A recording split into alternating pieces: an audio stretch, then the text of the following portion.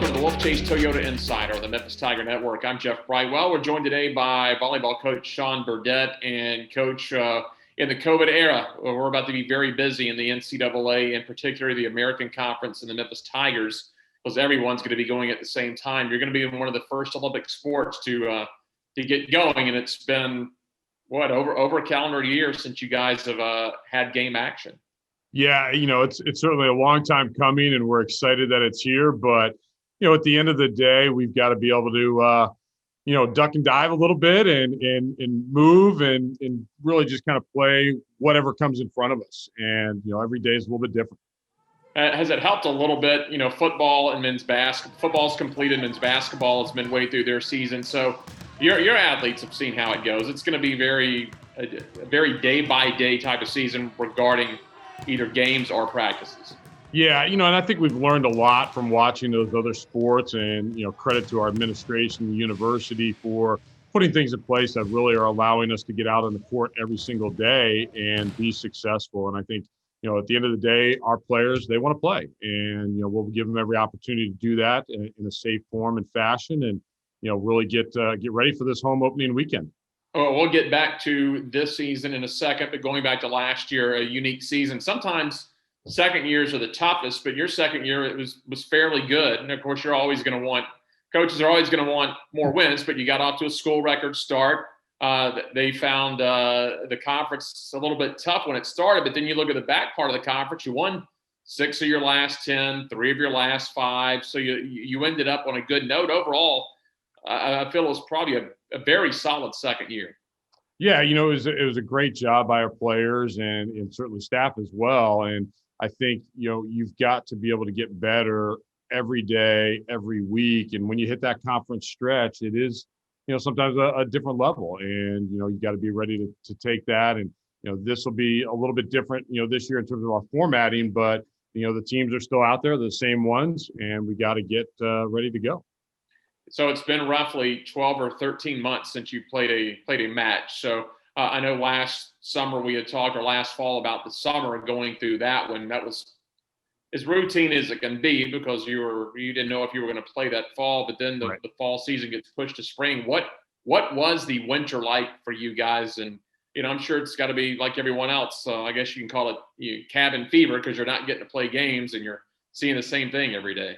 Yeah, they certainly are itching to play another team, and a lot of times in your off season, you work more individually and work on some technique things that you quite frankly don't have the time to do when you get there in an August preseason and only have a couple of weeks to prep, and you got to really focus on team. So I think we're able to work a lot with our individual athletes and, hopefully build up to this point in time. But, again, we've never been back in a preseason in January like we are now. So kind of, again, a short preseason time, but it's the same for everybody. We're not at a disadvantage by any means. Everybody's in the same boat, and, you just take every day as it comes. Your first season here, you were still in the Elmo Rowan Fieldhouse full time. Last year, you transitioned, your practice at the Finch Center. You still played matches at the Fieldhouse, but now you've got a home all to yourself, the Finch Center, the practice facility. You're going to make your debut this weekend against SIU in the Finch Center. So it's got to be nice. And I'm sure that was part of you, making a move back down south into Memphis, was the fact that you've got a 365-day, 24-hour, 7-day-a-week, full-time volleyball facility now. It is a phenomenal thing. And it's certainly, whether you talk recruiting advantages, home court advantages, I mean, you're going to be able to put a crowd on top of the court. And, when we get to that point, obviously, that's going to be exciting to see. But to know that this transition is kind of come full circle and we're ready to move ahead with it is phenomenal, and in a lot of ways. I guess it's you never want to go through a pandemic, but if you try to be optimistic, glass half full, the fact that I'm sure it's if there's anyone allowed in to watch matches, it's probably going to be limited to family and not general fans, unfortunately. But for you guys, that also helps you transition as you develop the Finch Center year by year to becoming, maybe a few temporary bleachers this year into a full-time, volleyball arena over the next several seasons. Yeah, and that's the exciting part is that, there is that great vision to, fully make it, that 24/7 facility permanent. And I think we've taken some really good steps, and it's exciting for us to be able to stay here all the time and be in this facility. So, the team's excited. We're excited for that. And it's only just a start of a building point with that facility. And that area really coming up. I live in the university neighborhood, so you look at the new rec center, the new health center. That's it looks like it's getting near completion in some aspects. It looks like they're either putting some tennis courts or basketball courts on the backside of the Finch Center or by Field. That whole area really is coming along. Yeah, it's great to see that grand scale. Whether it's renovation or new facilities, the new student rec center is going to be great. But they're all draws. They're all pluses for not only our student body but also our athletes as well, and just to see the university continue to grow. Let's talk about your team. I was looking at the roster earlier. A lot of newcomers. A lot of I believe you got a grad transfer and a lot of new freshmen coming in. Yeah, we did. We picked up a grad transfer from Marquette, University of Elizabeth Orff. Calla Shotwell coming in from Army up at West Point there as well. I think including we really don't call them newbies or newcomers really because they've been, here all fall and summer, but that's a really great class as well. And it's given us a lot of good balance. And, it's awesome to see that energy in the gym.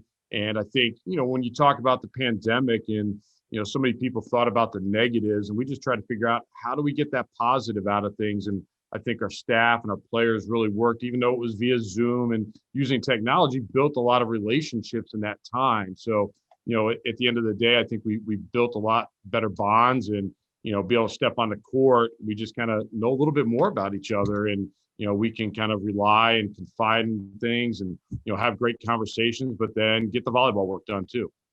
All right, your schedule this year, from what I see and what it looks like, is you'll try to get in 4 non-conference games starting this week, and then as far as American play, you're just playing your division, just straight through round robin in your division, either home or away. Is that correct?